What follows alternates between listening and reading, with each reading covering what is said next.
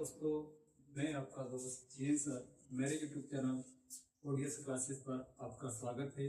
जैसा कि आप देख रहे हैं, आज हम बात करेंगे प्रोक्रेटिक में ट्रांसक्रिप्शन। ठीक है, आपको बताने पहले परिभाषा क्या होता है प्रोक्रेटिक में ट्रांसक्रिप्शन।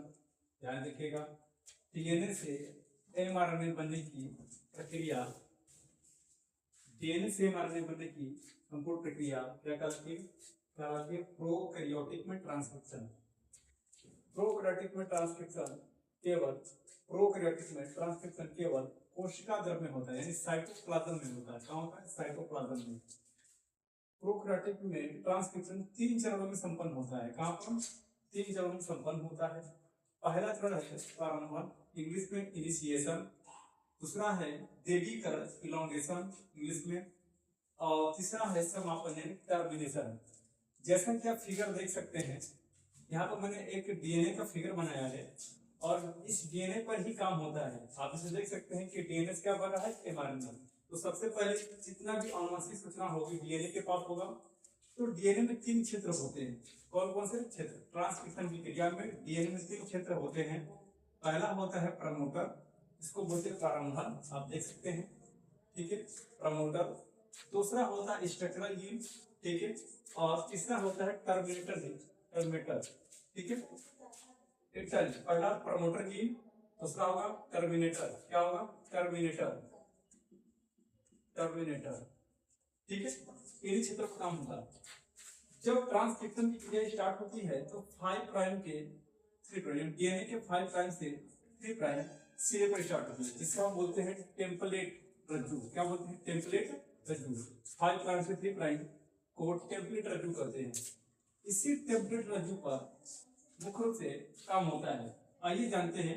सबसे पहले प्रारंभ प्रमोटर में, इस वाले जीन में, ये प्रमोटर जीन में सबसे पहले ग्रोथ फैक्टर आएगा, और जब ग्रोथ फैक्टर आएगा तो क्रिया प्रारंभ हो जाती है।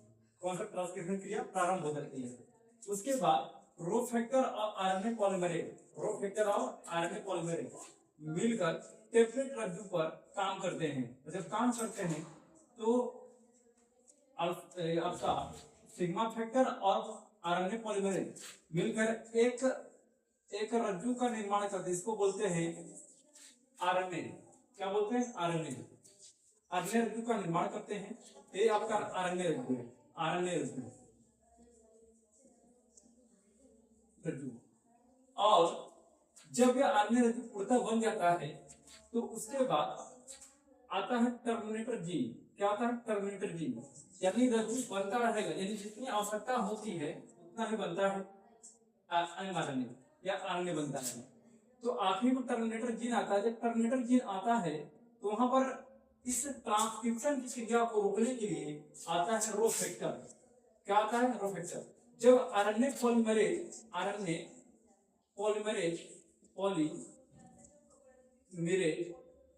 से रो फैक्टर जुड़ जाता है। क्या होता है?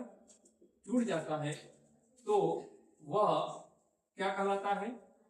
समापन। देख सकते हैं। ठीक है, प्रारंभन कब बोलेंगे? जब यहाँ प्रमोटर पर आपका सिग्मा फैक्टर जुड़ेगा तो उसको प्रारंभन कहेंगे। दीर्घीकरण होता है, यानी दूसरी क्रिया दीर्घीकरण। तो यहाँ पर क्या होगा? सिग्मा फैक्टर और आरएनए पॉलीमरेज जुड़कर एमआरएनए का निर्माण करते हैं। क्या करते हैं? एमआरएनए का या आरएनए का निर्माण करते हैं। इसका समापन में क्या होता है कि जब आरएनए का निर्माण हो जाता है तो टर्मिनेटर जीन पर क्या होता है?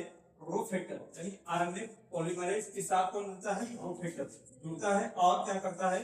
अनुलेखन क्रिया को बंद कर देता है। ठीक है, स्टॉप कर देता है।